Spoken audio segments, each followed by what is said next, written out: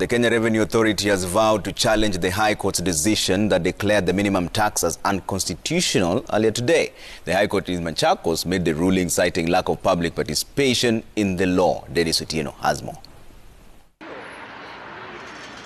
The taxman's quest to continue enforcing the minimum tax, which was introduced in January this year, is over.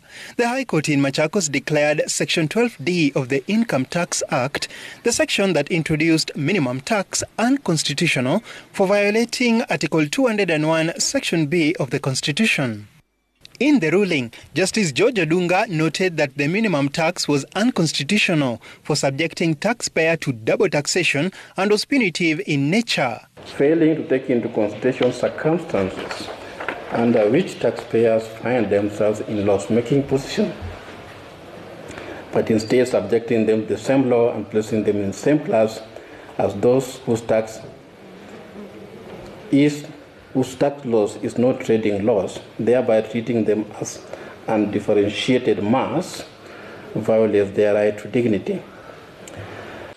In effect, Justice Odunga issued orders restraining KRA from further implementing or enforcing provisions of Section 12D of the Income Tax Act. The minimum tax was intended for taxpayers carrying out businesses and is payable at a rate of 1% of the turnover. Accordingly, I find merit in the petitions and I issue the following orders: a declaration that Section 12D of the Income Tax, as introduced by the Finance Act 2020 and amended by the Tax Laws Amended Act 2020, violates Article 201(b)(1) of the Constitution and is null and void.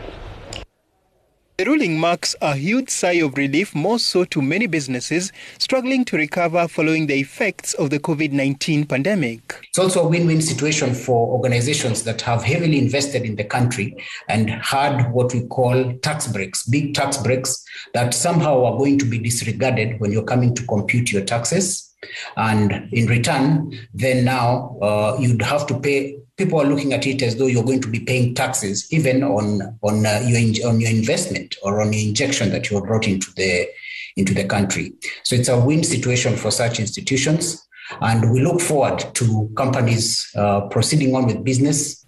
In a statement to newsrooms, however, KRA says it is heading to the Court of Appeal to challenge the ruling, insisting it will continue to renew and improve on tax policies. The government, through the Kenya Revenue Authority, has been against odds over numerous taxation plans that the business community says are polluting trading environment. Dennis Otieno, Citizen TV.